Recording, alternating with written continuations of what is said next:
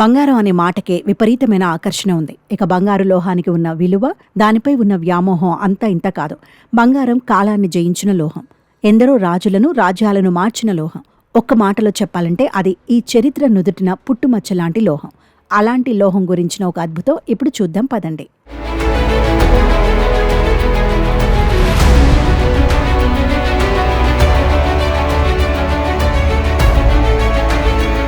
రష్యాపై దండయాత్ర సందర్భంగా నెపోలియన్ రహస్యంగా ఒకచోట 400 బళ్లల్లో బంగారాన్ని, అది కూడా 1-2 కాదు, ఏకంగా 80 టన్నుల బంగారం ఒక చెరువులో పారేసి నెపోలియన్ మాయం అయిపోయాడని మరికొందరి వాదన. ఏదేమైనా గుర్రం మీద రకరకాల భంగిమలలో నెపోలియన్ యుద్ధకళ అందర్నీ ఆకర్షించింది. అలాంటి చక్రవర్తి దాచిన బంగారం కోసం ఇప్పటికీ అంతా అన్వేషణలోనే ఉన్నారు. ఆసక్తికరమైన ఈ బంగారం కథ అందర్నీ ఆకట్టుకుంటోంది.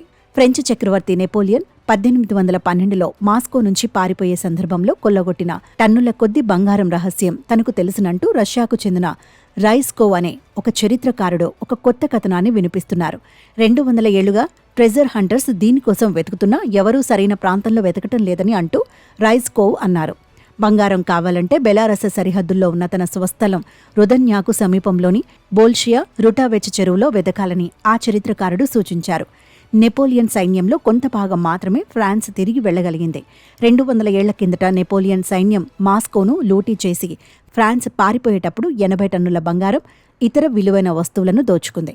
అయితే తిరిగి వెళ్లడం కష్టం కావడంతో 400 బళ్లల్లోని ఆ నిధిని ఒకచోట దాచిపెట్టారని కథనాలు ప్రచారంలో ఉన్నాయి. అప్పట్లో నెపోలియన్ సిబ్బందిలో ఒకరైన జనరల్ ఫిలిప్ డి సెగర్ స్మోలెన్స్క్ ప్రాంతంలోని సెమ్లెవో చెరువులో దానిని పడేశామని అన్నాడని, ఆ బంగారాన్ని, విలువైన వజ్రాలను ఆ చెరువు మధ్యలోని బురద మట్టిలో జాగ్రత్తగా దాచి ఉంచారని రైస్కోవ్ అంటున్నారు.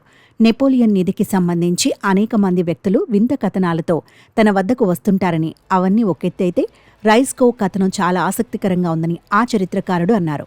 అయితే నెపోలియన్ దాచిన నిధి ఎక్కడో ఒక చోట ఉండి ఉండొచ్చని మాత్రం ఆయన అంగీకరించారు.